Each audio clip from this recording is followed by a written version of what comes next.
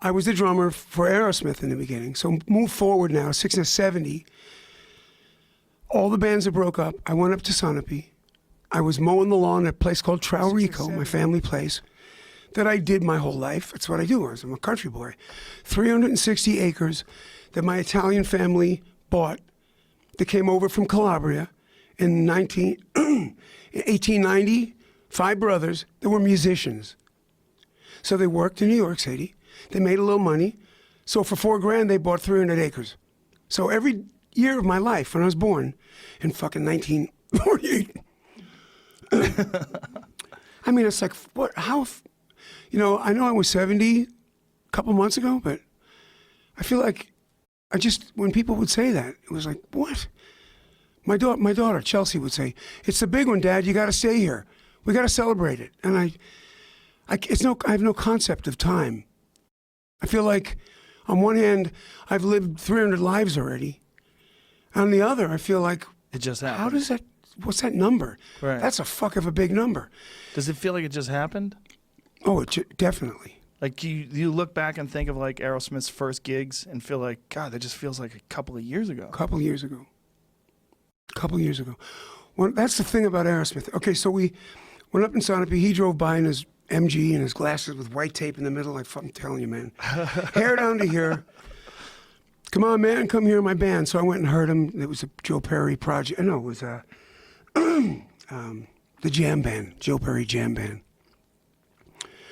And they only had one song that was good. I won't get into it, but because they couldn't, they weren't in tune and shit. But they played Rattlesnake Shake, by Mick Fleetwood, Fleetwood Mac. And when I heard that, I sat there and I went, life flashed. All the bands that I was in that I broke up, I know why. And I knew that if I take all the shit that I know and put it into that and try to carve that shit out, if we can live together, smoke weed together, fuck girls together in the same apartment, we'll have it. And all I want to do is get my fucking toe in the door. That's all I ever wanted to do. If I could just get into the comedy club, look into my eyes. Yeah, I know that feeling. Fuck yeah. Yeah. So we moved to Boston, and I'm the drummer. And one day, Ray Tabano, a guitar player at the time, walks in and he goes, hey, I got a friend of yours, because I didn't really want to play the drums. You're behind everybody, You get pissed off. Your wife wonders why you're not on the cover or something, right? So I want to be the lead singer, because I want to get laid. Well, what do you want to do? Well, Tommy Lee was the drummer. Oh, well, he had a fucking 12-inch cock. That helped. Okay, that helped. He's a good-looking guy, too. Hi, my name is Tommy Lee. Right. What? That helps. But they have to see it first to know. And believe me, he showed it. We used to, we were up in Vancouver doing our best records. And Nikki Sixx, dear friend of mine, he was in Maui with me. And I said, you know what, man? We got to climb to the top of that hill. You got to stop smoking. And we did. We climbed to the very top of the hill. Right above Nude Beach, Little Beach, and Big Beach. Anyway, it's like this. He was like, and so we quit smoking, and he got sober. We went to a meeting that night and everything. I got up to Vancouver, and they're in Studio B, we're in Studio A. He's with Bob Rock. They're producing this album called, I don't know what. I don't know, they asked me to sing on it, and Dr. Feelgood, right? Yeah. And the fucking record, it was one of the first times musicians, when you get your shit put on a Pro Tools and it gets fixed, it ain't you anymore. Right. See, I'm from the old school where if you practice and get good, you're good. Right. So what you did at the Comedy Store the first time, you could do in your basement in front of your kids. Be just as good. So don't you think? Yeah. So Pro Tools for musicians, it's like it makes you good. Yeah. It can take your vocal and fix it. Right. It can take your drums and and fix it to a grid. Does that bother you? Right. Nah, what are you gonna do about it? But it does make the music sound better. But yeah, but listen to Charlie Watts. Right. Right. He drags so beautifully, and Keith Richards. But that was my point. Like, there's something missing from that, right? Well, like yeah. the soul's gone. Yeah. Because now it's computerized, and even though it's really good, it's still not the same as listening to James Brown. Just think about this. Yeah, they got a new song, each band. Right. But yeah, if they're all using Pro Tools and fixing shit, yeah, it's the same sound coming out. Right. Now, maybe a different singer. But it's the same And- feeling, right? And you, by the way, you can do it really professionally. You can, in my eyes, some of my dear friends, Marty Fredericks and Nuno Betancourt, these fuckers get behind it and ready for your vocal? Yeah. Yeah, I will come up with, hey, jaded, you got your mama's style, but you're yesterday's child to me. Done. Recorded. They move it there, they move it there, they move it there. They got the drums. They go, listen, you think we got a song? And I go, you think? That's how easy it is. Right. That's how easy. And I've done that Do many you- times. Do you miss the raw, no changing, no adjusting, no, No, wait a minute. enhancing? I've done that many Right, times. of course. I've taken, like, what did I do that on? Pink. I'm down in Florida. I'm at the Marlin Hotel. I'm living in a room. I'm sober as can be.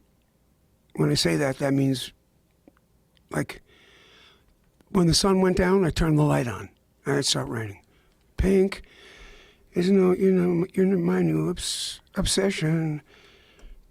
Pink ain't even no question. Pink on the lips of your lover. Pink, what you will discover. And I think that it's just that's how it went. Right. So I did that until the sun came up. And I turned the light off. So I used that time period at night for the whole album. That whole album was, I wrote everything at night when I would get so tired I'd feel stoned, and I would write. And then I would take the lyrics of Pink, and I wrote 7 verses, which you only needed 3, but I wrote 7. Aerosmith's Biggest Secret. Wrote 21 songs, only put 14 on an album. Hello? Pick the best out of 21? Right. You're gonna have a good album. Right. That's like you going somewhere for 3 months, writing your new fucking skit. Your new skit. And you hit on, you doing your edibles or whatever gets you off. You hit on 3 fucking incredible things. Yeah. You write them through. You come back, and if you want to, you can do all 3 if you want to. On your worst day, the worst one is great, because you're Joe Rogan. You already know what good is. You know what funny is. You know how to make that, you know how to weave something together. All right, so I put, and this was before Pro Tools, a thing called ADATs. And so the guy that we're working with says, sing that chorus, sing that verse. And so we already had the chorus. I sang that verse. He just put that verse in where all the verses go. And I listened back and I went, fuck, we got such a great song here. That's how I use Pro Tools. I don't use it to manipulate. I'll never fix my vocal. But your vocals, there's something about your vocals that you wouldn't enhance them if you fixed them. Like, you have a raw, soulful quality to your voice that if you fucked with that and digitized it, you'd lose all of it. I mean, I'm sure they can do some things, the real artists with Pro Tools and move things around. It'll still sound amazing, but there's no errors in your singing. You know what I'm saying? Any crackle or pop, it's just going to be better. Yeah, It's when do you just- learn that? You feel that. As an adult, as a person who doesn't look for perfection, you just look for beauty. You know, perfection is not beauty. No. I mean, it's an unattainable thing. Chase it, and you can get excellence. And what's wrong with America right now is everybody's trying to look for that perfection. And stuff fat in their ass. Yeah, Rubber in their that lips. too. Yeah. Yeah. But there is no perfection. In fact, this in imperfection. It's the Beauty in most imperfection. So Yeah. for listening to the first album, some of my first songs, it comes once a day on the shade of my window. Bullshit. So I'm watching Janis Joplin. And I went, what the fuck? Take it up a little bit. Mick Jagger and fucking Little Richard. The Beatles. I just Me went and to Bobby a part. McGee. You know, Yeah. Paul's daughter, Yeah. texts me all the time. You know, and she's beautiful. She fucking line her clothes beyond belief. And she goes, Dad's having drinks. Come on over. Uh-oh. So this was 3 nights ago. Come No, over drink's with a fine. fat Listen, bag of Coke. you can smoke a spliff all day here with 10 bags of Coke, and I'll watch you. I just don't do it. I understand. I got that strength. You know what I'm saying? Thank you, Lord. I thank you, God. I appreciate it. So I walk in, and doesn't mean I don't want to do it while I'm watching this one and that one do it. I get it. I want to crawl up her ass. My friend Doug Stanhope says he's waiting to do heroin right before he dies. Oh, it's fun. I heard it's amazing. Well, think about it. When do they give you morphine? Right before you die. No. That's I don't know what that drug is, but they give you something like that, right? They've done that too. Yeah. When do they give you morphine? When you're in pain. Exactly. Yeah. And what human isn't in pain all the fucking time? A lot of people are in pain all the time. Those that can't get their shit together, and at night they go home and they jerk off, and then they drink a beer and they smoke. You know what I mean? Right. It's a little hard for people. They don't make enough money. They vote for Trump. Whatever the fuck's going on in Right. America right now, I can't figure it out. But a lot of people, like I was when I was younger, are in pain. Yeah. Girlfriends leave you, you're in pain. That white picket fence and the wife, 18 years, she leaves you, you got 2 kids, I'm in fucking pain. I'm in pain. So what's the best thing to do? Is that the best thing to do though? No, it's not, but that's What's the why best people thing to do it. What is the best thing to do when you're in pain? Well, we have to be a little bit elevated as humans to know what to do in that case. You listen to people like Marianne Williamson. I don't know who she is. You know, she's fucking brilliant. Do you know who she is, Jamie? He doesn't know anything about She this. is fucking one of Is the she most a singer? spiritual. No, she's just a spiritual person. Oh, that she's spiritual. when I got sober, I started listening to her tapes. I'd get on the treadmill in the morning, because I don't even feel alive unless I'm out of breath. That's what I get for being a musician. I lose a pound a night on stage sweating with Aerosmith, right? I'm up there standing next to fucking Joe Perry, really. The last of the real rock stars. You stood across from him. He's a bad motherfucker. I don't know if he was stoned or Feels not weird. with you, but he's... When I get text messages from him, I'm like, holy shit. Joe And Perry I just sent me a text I message. saw him in the beginning, and I knew he was that. Well, he's something special. I knew he was that. He's got a recognizable. There's like certain people that have a sound, and Joe he absolutely has a sound. You know who has a sound? Gary Clark Jr. Like you hear Gary Clark Jr. play guitar, you go, okay, that's a Gary Clark Jr. riff. There's certain people that have a sound. Joe most certainly has a sound. It's like he's expressing himself through that guitar in a very recognizable way. You know? Yeah. You two together, man, what a fucking combination that was with his guitar and your voice and But here's the trip. In the beginning, the first album, people have said, "Who's singing on the second album?" Because on the second album, I kind of sing like that. And, kind of like that Pee Wee Herman, chocolatey. I kind of fucking, What were I you kind of put doing? that, because I want to sound black. What the fuck? I'm not stupid. I get it. I wanted to put some fucking Soul. soul in my voice. I knew I had it. So And you tried to force it out like a no, baby. no. What I learned was, like from Nat King Cole. This is the kind of music I listened to when I was a kid. When I met Natalie, I walked up behind her and I went, chemo, chymo, stare, stare. My high, my ho, my rumstick, a pumpernickel, soup, bang, nip, cat, parliament, cameo. I love you. She went, no one has sung that ever to me except my daddy. Said her dad passed, obviously, way before, but those are the records I listened to. That was Nat singing his right. best shit. And So I wanted to to sound. recreate that. Well, here's what I wanted to sound. I wanted to sound more like Joe Perry was playing. And singing really sweet and nice. Listen to Dream On. It's sweet and nice. I kind of went there when we wrote a song on a waterbed. Joe Perry and I were sitting around smoking a big fatty, and Mark Lehman was there. He was our road manager, and Joe goes.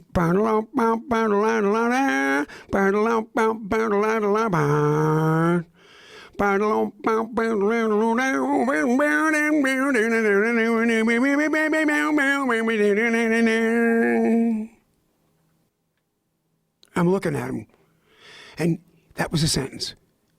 He spoke to me. Right. And I said, we all live on the edge of town, where we all live in a soul around. People start coming, all we do is just a grin and say, we gotta move out, Cold City moving in. See what I'm saying? Right. He spoke to me. And you I answered him. translated it. Yeah. Well, I would listen to the bit. We would sit around and we would jam. That's what we did the best. And we would create this music. And I would put the headphones on later because I'm the lyricist and I wrote the melody. I see when I heard Joe's band, I thought, I'm going to take my dad, Vic Tallarico, who went to Juilliard in New York, and I grew up in the Bronx, 5610 Netherland Avenue, 6G, the apartment. And I grew up under the piano, and I listened. And my dad would practice every day on a Steinway. So who lived between the notes? Joe. You know what I'm saying? I love your name's Joe. I just love Joe's. Fucking love Joe Perry. Fucking love. You know, he's my bro. You go, hey, Joe, what the fuck, man? It's always been that. So, but anyway, so I took my melody, and you know what I hear when I listen to him playing? Whoa, shit. So when And it you, would when you talk guys to did me. your second album and you did that sort of affectation, is that how you would call it, of your voice? Did you, after you heard it and you listened to like people talking about it, did you decide to change it for the next album? Wow, Did you that's decide cool. I did just go away for a minute, didn't I? Yeah. I love it when I do that. Yeah. The melody that I learned from my dad, and then listening to the music we listened to, you know, Dorsey and Frank Sinatra and Nat King Cole and then Janis Joplin and the Village Fugs, who were the first ones to put on the back of their album Lunatic Vagina. That's who sang the song. It's 61. The Mothers of Invention. Wow. These fucking bands. And I went, what? So I thought singing really like my dad taught me in the notes and right on. And, you know, C, D, E, F, G, A, B, C. You know, whatever the fuck. You know, wrong, wrong, wrong. You gotta, not only that, but if you don't put inflections into it, there ain't no feeling and there ain't no meaning. I got to love you like I do last time, baby. Whoops. Right. You know, where you say it. But you have to feel it. It Well, can't be something you're trying to feel. It's got to be something you actually feel. Does that make Yeah, sense? yeah, but I think, you know, Joe, hats off to him, man. The way he played his guitar in practice at night, he'd fucking nod out. He'd be sitting in his chair, and the fucking chair, the couch caught on fire. I walked in with a pot of water. And he's laying there, room full of smoke. I went, Joe, what the fuck, man? Yeah, and he's playing this riff, and we turned it into a song. And this kind of stuff happens so much. And he did it awake, too. I mean, fucking A, obviously. You know, Tom Hamilton. Sweet emotion. That's how a band comes together, you know? And I can't tell you any other way than that magic. And every inch of the way, the reason it doesn't feel like I'm 70 and I don't feel the time and it feels like yesterday we just started is because every time I'm on stage, I'm singing those same fucking songs again. Same way, same feeling, same looking, same people, different people. Different people, but I'm singing those same songs. Do you know the guy that's looking... So anyway, so to answer your question, second album sounds a little bit more raunchy, more in tune with Joe's guitar, and I think we found our sound second album. Third, fourth, fifth, sixth, seventh, eighth, ninth, 10, 11, 12, we got it. Right. But it took that. First album had songs on it like Walking the Dog, because we ran out of songs. That was a song we played in clubs. I remember we had a contract. What are we going to do? So we wrote Moving Out. Then the guys would get stoned and drink Boone's Farm, and I go, come on, you guys, we fucking wrote this song, fuck you, and flick their joint at me. So I remember getting pissed off, walking out. They hate me when I tell this story, but I remember being really fucking angry, walking out to this piano and writing One Way Street. I don't play guitar. And I wrote, Make It, Don't Break It, the first song on the first album. Some great shit, because I feel like, you know, in anger, you know, I didn't know what to do, but I used that. So I wrote a bunch of songs, and I think it lit everybody's fuse. I think that. Joe certainly lit mine. Tom Hamilton, in his outtakes, as he called them, Sweet Emotion. That's Tom Hamilton. Now, throughout this whole time, were you exercising back then? Did you do things How do to you mean move around exercise? back then, or were you just living life? Because you say you're How do you always mean trying to exercise? be out of breath. You're always doing things physically. No. What I'm saying now is like when I started getting sober, I thought, fuck, I got a treadmill and I got into shape. And you didn't do that before you got sober? No, because we were on Never. tour three shows a week. I was Right. 127 pounds. I was just, skinny mini and just trying to. There was no MTV. Right. We had to play by. Just check this out. You wonder what drugs I took and why. People get enamored by that, but take it out of the picture. We got high. I got high because my manager was getting stoned too.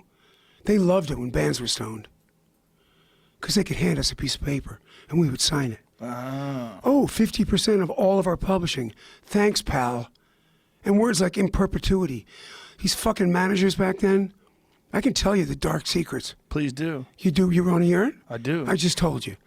The dark secret is they'd get you high and get you to Well, sign no, contracts. we all got high together. Right. But they knew when you were good and fucked up, here, sign this. No. All managers loved it when their bands were fucked up. Think about it. Hendrix is stoned out of his fuck. Here, sign this. Yeah. John John Lennon thought, what was his name? The New Broom. When he got a new lawyer and Paul was with Linda. It's what happens back then. You get what used. happens today too, right? I mean, the record business has yeah. always been that way. Always. Because artists are impulsive and they're not business wise, and people come along and exploit that. Yes. Very impulsive. Yeah. To think of what it takes, if you study this for a second, what does it take for a bunch of guys? We're not in love with each other. I really love what you just said. What's your name again? Young what? Jamie. Young Jamie. I love what you just said. Can we talk after this? You tell me that again so I can write it down? Sure. See what I mean? So get 5 guys together Right. that love what each other's doing. I love the way Right. Joey Kramer plays. Brad Whitford plays guitar like a madman. Joe Perry, Tom Hamilton. To love what these guys do and then write songs. Who are we? Who are we? We're fucking... And writing songs for 48 years? Still? When I turn the radio on, I hear Sweet Emotion. And I hear that fucking song, what is it? I don't want to kiss your thing? No, I don't want to miss a thing. I just fucking hear, still turn it on and hear that old shit. What magic we had. What magic it takes for David Grohl to sit down and do his scribbling. He's a fucking, for as old as he is, he's 12. I love Right. When I walked into Paul McCartney's party, what's his name was walking out. Where's Amy? Help. Dr. Dre was walking out. I walked in and there was Ringo, and it was, Oprah, and there was, everybody that I live on Maui, so I live there with. You live in Maui? Oh yeah. Really? But you don't get high. What'd you say, man? Why No, do you- because everybody thinks Maui's Maui Wowie. Back in '72. Everybody thinks that still? Well, I don't know. In '72, they don't think that anymore. I could buy a case of Maui buds and have it sent right to my house. I did it all the time from Maui. It was called Maui Wowie. I've heard that name before. Anyway, everybody But you thinks live there right now? I live there right now. What is that like? Okay, look it. That's got to be beautiful. I'm in an old-fashioned band. We all get paid the same. You okay? Oh, what? An old-fashioned fucking band. Who does that? We all Today, get paid the you got same. Rihanna. How much do you think she makes a night? And the dancers? I don't think about it. Compared to. Well, there's a big difference. Rihanna between compared to Rihanna the dancers. and the dancers, and you and Joe Perry. Well, with a band, we all get paid the same. Right. When I took Idol, ka-ching. Started making some paper. Get that paper. Fuck. Yeah. Is that why you Everybody did it? made fun of me, but believe me, Did you do it just for the money? no. But no. You know why I did it? Why? Because I thought nobody knew who I was. Everybody knows this guy. Singing. Nobody knew and you as a nobody human. knows this guy. Oh. So And you wanted them my to know mom- you as a human. My mom's passed away, and she said, they need to see that side of you. You as a person. But you decided Just- that American Idol was the best way to show that? I thought that was the first thing. What else was? I had no managers back then that had the good sense to offer me anything. I got the offer from Marty Fredrickson. How long ago was this? How long I don't have know. you been on this for? 2010 and 11 to 12. I got to sit next to J-Lo and Randy Jackson, that motherfucker. A beautiful guy. And J-Lo. J-Lo's beautiful too. You know what us men need? I think what everyone needs is a word called incentive, right? Is it her ass? It was her ass at That the time. is I'd look at it all the incentive. time, but There's she'd something say, about "You're that." harassing me," and I'd say, "Whose Oh, ass? wah, wah, Her ass." wah. Yeah, I know, but the funniest fucking thing is we would do, all three of us, and I think that's missing now, but all three of us, to do American Idol, you got to go to Des Moines, Iowa, and in a gym, and you're all set up with a whole crew, and three people with microphones, the 12-foot mics hanging down over your head like this, and 12 cameras and high def up your wazoo, and 40 people a day would come through. All these 16-year-old, 17-year-old little trollops with red lipstick on and push-up bras and going, "To dream the American dream." Oh, get out of here. After the 30th, 40th one, you're sitting there doing this. Right. So you just you need that incentive from each other. And sometimes it was just shit burnt out after the 40th person, 50th person. But that's what people like, though. There's something about American Idol. We like really talented people, but we also like people who are delusional. Yeah, and trust me, it took me about 2 weeks to get into it because I told myself, I am never going to tell some young girl that can't sing that she can't sing, get the fuck out of here. Right. Like that other guy. You know what? I don't That like Simon guy? Yeah, Simon. I don't like your music. Besides which, it's country, and I don't like country. I heard him say that. That seems not That's appropriate. But that's also foolish. He's a weird case, isn't he? Because he's not a singer. Well, you know what? He's whatever he is. I said, I'm a singer. How can I say that to a girl? It's going to be. Right. There may be some days breastfeeding her baby and wants to sing. Maybe she wants to. Her baby's sick and she's sitting on the bed and wants to sing, but J-Lo told her she can't. Right. I didn't have it in me. I'd rather Well, you shouldn't have it in you. I mean, that's his shtick, right? His shtick is to be a mean guy. Yeah. And that was people his like shtick. that. They like that mean guy They shit. they would say to me, "You gotta be. Come on, man. Take it up a Who would notch." say that? That the producers? The producers. You Can't kidding? listen to them. They don't Oh, know what the man. fuck they're doing. They're the Well, ones who... They got me a couple times ago. did they? Oh yeah. They got you to turn it up? And then you feel bad about it. Disingenuous. Well, right? I mean, like there would be moments where we were burnt. We're in, like I said, Yeah. Iowa or some Texas. I'd look over and the boom started going like this, right? And it started getting it, and they would say number one because it was in the shot, Right. And then so I would whip out a limerick, I'd go, "Time for a limerick," and stop everybody. Everyone would stop. I'd say something like, I once met a whore from Dallas. She used a dynamite stick for a phallus. They found her vagina in North Carolina and her asshole in Buckingham Palace. And you'd see the boom going like this. The place it was just enough to bring it up, and we'd finish 2 more and we'd leave. But it was fun like that, and it was a good payday. So when you were asking me to have a house in Maui, yeah, and I was made fun of for doing that. Well, who made fun of you for doing that? Joe Perry didn't think it was a smart thing. He said that's one step under Ninja Turtles. And he's my bro, and I read that and I went, what the fuck am I doing? Joe, keep in mind, when I'm alone by myself, I went, Is he right? I thought to myself, would Bob Dylan do this? Ooh. Yeah, I had those thoughts. Right. Kind of fucked me up for a minute. But then I went, so Bob what? Dylan doesn't have a house on Maui, does he? No, I didn't have one then. But I wanted one. Got a house. How much money that guy's got? I'm sure. He's got a house Anyway, so- everywhere. He's probably got a house on the moon. So I took Idol, and So you bought a house on Maui with the money from Idol. This is where Well, we started. you have kids, right? Your Yes. youngest is what? She just turned 8. 8. Okay, I have my 2 last kids, Chelsea and Taj. We lived in Marshfield, Massachusetts, and when I could, I would take them to either Disneyland or World or Maui. Go to the Four Seasons and discover. Beautiful. Right, with your kids. Yeah. But every morning I'd wake up and I would run to the right and go all the way down to La Perouse, and I'd run back. That's like 5 miles down and 5 miles back. I always saw this house. I thought, is that where? I didn't know who lived there, but I thought somebody.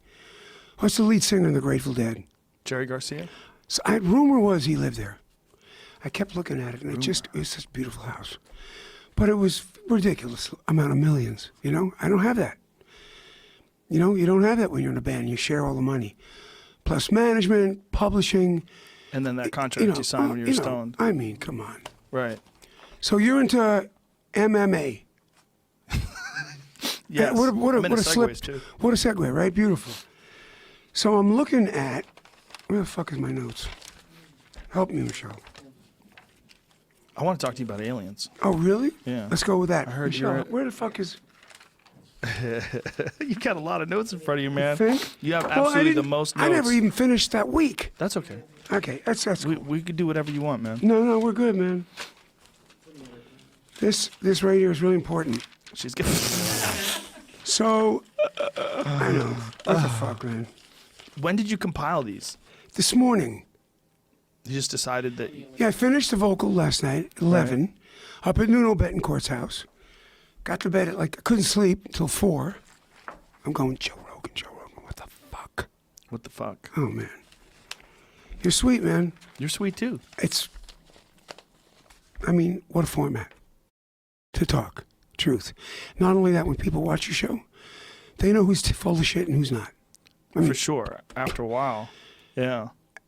yeah. Yeah. Once you But the get ones to that are know, telling the truth, they wow. know that too. Yeah. And I Well, think this you're is like- taking it up a whole shitload of notches. Well, this is what you were saying about American Idol, like Mm-hmm. that before they knew you as just the guy behind the microphone. Like you sang songs that touched people and moved people. She just put it right over there. No, give me that stack right in the middle. Oh, she wants a different stack. Okay. Yeah, I'm sorry. Tyler's What was the handlers. question? But even that, like this, having a conversation like this, Yeah. it's there's just not enough of these out there. Or well, there is now. You know, now there's more of them. Yeah. But for the longest time, you would never be able to have this kind of conversation because of the same people that would tell you to turn it up a notch on American Idol. There'd be producers around. There'd be people trying to fuck with things, adding And their fix things, yeah. direction. And this is my the studio notes. We have notes. This is what we want you to do, Stephen. You know, we want you to talk about this and stop doing that thing where you keep singing. People don't want to hear that anymore. What we want you to do is this. And for you to speak your mind like you do, your truth, and have someone across from you speak their truth in their words, in any language they want, and not be edited or audited, is unreal. Isn't that weird though that that's unusual? Just think about it. 40 years ago, what? You couldn't say ass on the radio. I don't know if you can now. I think you can now, but I hear a shithole on CNN. I watch. yeah, you can say that. You know, Don Lemon, yeah, yeah. one of my favorite guys. You know, for like 3 weeks, quoting Trump. And shithole countries. Right. It was great. I went, yeah, turn the TV up. Well, it is a new freedom in terms of that, but I think it's because of the internet. People are getting used to swears. They're getting used to people just speaking unedited. They're getting used to uncensored video. They're getting used to things. Well, it's just words. There's Yeah. this uncensored behavior Right. is way past the word fuck. Sure. The words are just representative of thoughts and intent, right? They're just noises. It's like the best way to describe what's going on in your head is use all the words. Use them all. Use the ones that are really coming out of your head. Don't hold them back and give me some watered down version of what your real thoughts are so I have to decipher it and sort Yeah. of put it through a filter and try to figure out what did Stephen mean by that. God, I got so angry at the way things were going about, God, I want to say 6 years ago that I quit management. I got my lawyer, Dina LaPolt. You quit management to manage me. meaning- Well, I quit the management that was managing the band. Right. And they're also gone now. God bless. One of them passed away. Rest his soul. He was a good man. And the other one didn't have a lot of good things to tell the band. Wrong direction all the time. And now my band is with my management. We're together again. So 6 years ago, I would talk to people and I go, you know what? Fuck you. I'm going on Rogan next week. I'm going to fucking say your name. Whoa. I mean, I just built a house up in Laurel Canyon. These fucking guys, I'd come home and I had a water wall and, you know, this guy Lee and people would come and go, don't tell fucking Tyler. And I wanted it lean back so the water wall wouldn't Rolls down, right? rolls down and wouldn't spray on the bridge that goes across. Right. Not a chance. So after a year, I get there and they go, no, you know what? I heard him say, fuck Tyler. No, I'm just saying. So that's the kind of stuff I went, I'm on Rogan. You're fucking toast, pal. that manager story is a story that you hear. I just heard it from a friend of mine. She was telling me about her manager was giving her shit advice, and she just dropped him. Why are there so many people in management that give shit advice? Like, Well, because out of 10 of them, two of them know the answers, and they may be right. yeah, The rest of them know how to play the game. If you read the book, it's easy. yeah. To manage a band? Pfft, You just got to tell them what they want to hear. yeah. Sweet talk them. Well, no, Be no. the guy in but the suit. It's a hard thing to be a manager. It's to manage a band. It's even harder. The hardest thing is to know direction, to look at people's feelings, Right. know what they're about, why they're about, what guy in the band should do this interview, what interviews to do, which ones to do, Which one's not to do, right? which ones not to do. Well, don't do any one where they're going to stop it in 4 minutes.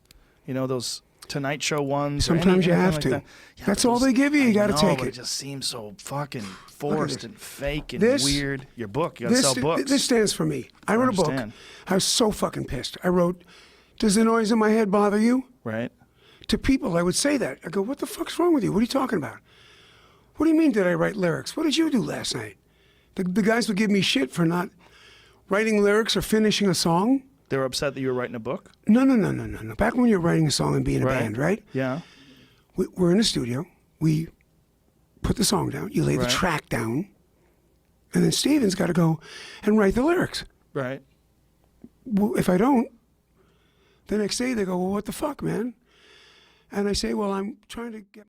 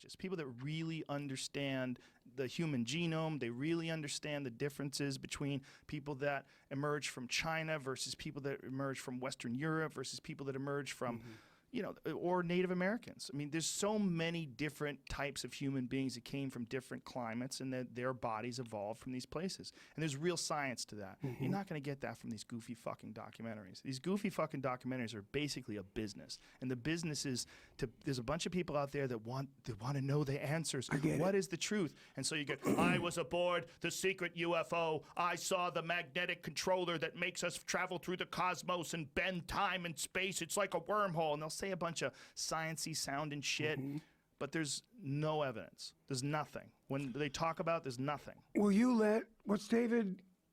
Wilcock. You know David? No. Again, another one? Really? That guy says that he is the reincarnation of Edgar Casey. Do you know that? Did you know that? Yeah, I've heard. Do you know who Edgar Casey is? Yeah, of course. Famous psychic who never really figured out anything. Understood. And thought to be a fraud, most widely by scientists and skeptics. Drinking too much laudanum. Laudanum? Is that what he did? Don't you think? I don't know. I don't know what Everything was written and everybody was stoned.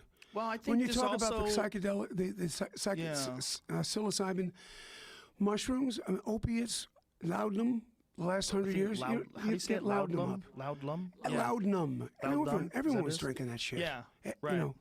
But look, How do you say it? Like liquid. Yeah, there's Yeah, that shit was in that. Japanese, they never left the island.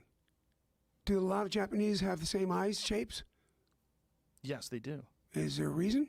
Well, there's a reason why. They didn't leave the island and come back after mating with anybody else.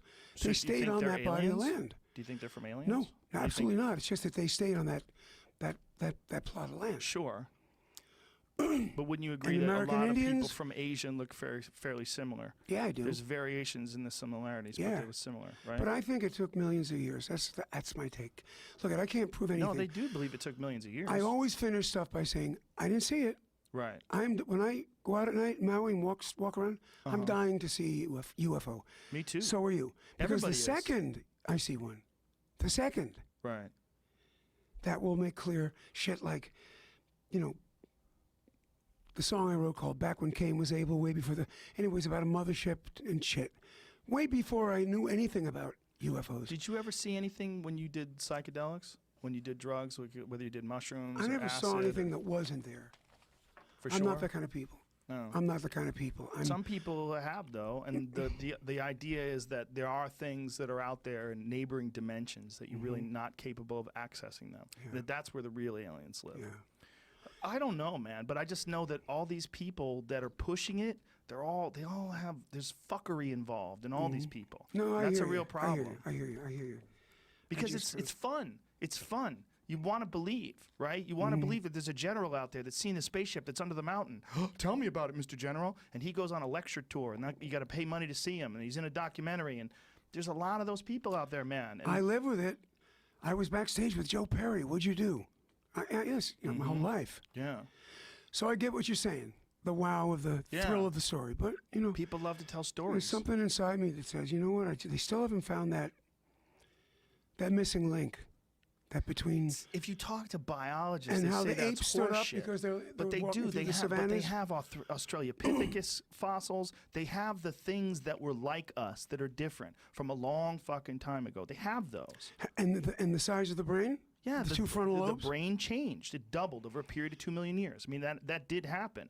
But they know what we used to be. There are simple hominids that were, or rather ancient hominids, that are very similar to human beings, and they slowly became human beings. And there's also, they keep finding all these different versions of human beings. Like there wasn't just Homo sapiens, and of course there was Neanderthals, but there was the one from Russia. What was that called? That was in that book, Hominid. What is that? Dion, I can't remember though. It starts with a D, but it's a one that they've found very recently. Very recently. You find it, Jamie? Yeah. Here it is. Denisovan. Denisovan hominin, an extinct species of subspecies of archaic humans. They're found in the 1970s by the Russian paleontologist Nikolai Oldov. So there's been a bunch of different forms of humans. We're just the most successful form of human. The idea that it's just alien DNA connected with people, it's sexy. It sounds fun, but there's no evidence. I hear you. But isn't It's that what we are as fun. humans? Well, we are mutations. We are an ancient thing that slowly figured its way out. We became better at seeing things. We became better at hunting. We became better at harnessing fire. Where do We you think started- free will came from?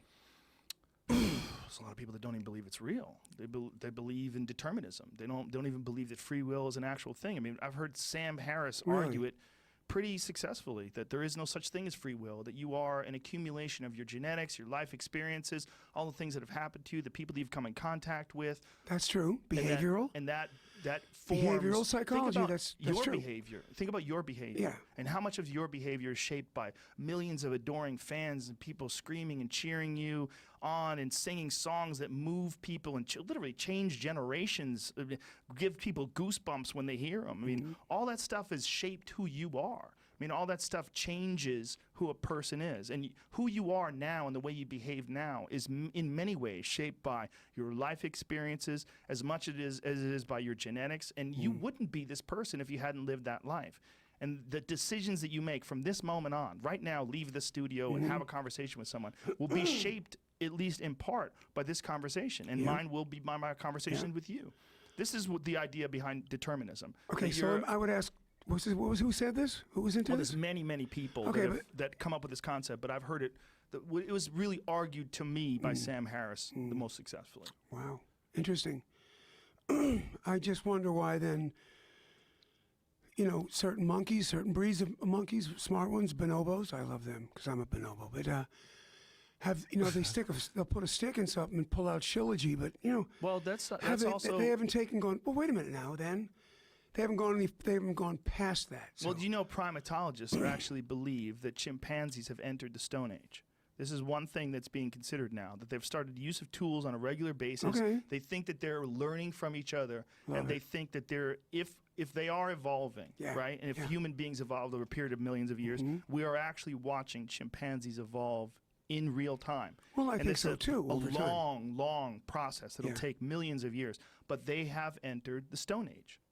So they think that, who knows, with a series of mutations, with natural selection, with a bunch of different things happening, what a chimpanzee is today, most likely it will be a different thing in 2 million years. Of course it will. Yeah, and I that's, totally agree in that. Right. That these intelligent animals, they're going to experiment with things. Here it is. Macaques often use stone tools. Sure Monkeys they have do. been living in the Stone Age for 50 years. So for 50 years, these animals, just 50, okay? I'm not sure animal's about that. That's when somebody first saw them using the stone. True. Well, in terms of primatologists I observing getcha. behavior. Getcha. So these Getcha. archaeologists have uncovered stone tools they Yep. believe these animals have used. So, or other humans. yeah, or other humans. Because you or can't other figure stone primates. out. Right. Now, when you look, what do you think about when you look up and I don't know the answers. That's why I got my girls. Well, I around. definitely don't know the answers either. Again, but remember, there's- I just said I just repeat shit smart people have figured out. That's all I'm doing. What about the stones that are cut up in not Machu Picchu, but up in? I know what wherever? you're talking about. Yeah. Those, the laser cuts and. it's like, Well, how- not laser, but yeah, very precise cuts. Yeah, and yeah. Whoever it was. Most likely advanced civilizations that have been wiped out by yeah. cataclysms. And that's what I'm saying. So Yeah. my mind goes to, fuck yeah, we were here. Something We was went here. underground. There's places, I saw movies of it, where you go into the mountain, you go back 3 miles in the mountain. Have you Right. seen this? Yeah, there caves? are. Yeah, there's incredible cave 3 systems. fucking miles yeah. back. But there's and all natural cave systems. Giant rooms like this in there. There's and natural cave systems in Texas that go back miles into the mountains. So I'm Into just the hills, saying, I should say. That's where my head goes with this. Ghosts, come on. That's your own fear. I don't know, but you know where you're talking about Muscle Shoals? Yeah. The feeling in that room. There might be a similar feeling when a violent encounter happens in a house. That might be what a ghost is. What a ghost is might be this thing that you can't capture, you can't put it in a box, you can't weigh it on a scale, but you get a feeling when you're in a place where something horrible happened and you could feel it. It's not impossible to No, imagine that it's that's the not. case. And Rupert Sheldrake was the guy that I told you believed that, and he's a scientist, and some people would argue against it, but that he believes that things have memory, and that it's possible that even this table has memory. All the people that have sat where you sat. I think it's got talked. a vibe. I'm not sure if it's vibe. memory. You know what's got memory? Water. Nobody knows about that yet. Water. Right. Because it never goes anywhere. You can never get rid of water. It's true. You can boil it, steam it, it goes up, it comes back down. So Right. I think when they find out the memory in water, I also got to tell you, for the billions of babies that were, this is terrible right now, strangled. People with their heads bashed in, murdered, wars, Right. billions. Where are their ghosts? Where's that? Where's that energy? Where is that energy? Because in New York City alone, there were hundreds of thousands of people murdered. Maybe you that feel means it. apartment buildings should be going Not like this. necessarily, because maybe it's accumulation of all experiences, positive and negative. Maybe. And the negative experiences are outweighed by the positive experiences. For the most part, most of the time, life is pretty good. Most of the time, life is not filled with war. Life is not filled with cannibalism and murder and animals eating you most of the time. So most of the memories accumulated in these individual areas were probably positive. But sometimes the idea behind like haunted houses and shit like that is that something so extreme happened that the remnants of that experience are trapped in the very fiber of the room. I don't know if I believe it. I don't know it's either. not outside the realm of possibility. I don't either, because I'll tell you who thinks about it. Some human Yeah. that knew that. Right. Here's what It's I would true. test. I would find out somewhere that some unbelievable murder was taking place. Right. Don't tell anybody, and let 10 families sleep in there. See what happens. Dun, dun. I'm sure I know. they have Wouldn't those that be cool? ghost shows. You got more notes? I do. I just want to finish that thing about MMA. I want to ask you about Little Tay. Yeah. About little what? Who is it? I did that for Jamie. Little Tay's a 9-year-old shit talker who flashes money and talks about her Bentleys and Rolls Royces and Fuck, Ferraris. 9 years old? 9 years old. It's fake. You know, she's Yeah. her parents talk her into Yeah. it. So, Sorry. but anyway, MMA for me is a music modernization act. Oh. Okay. So about 5.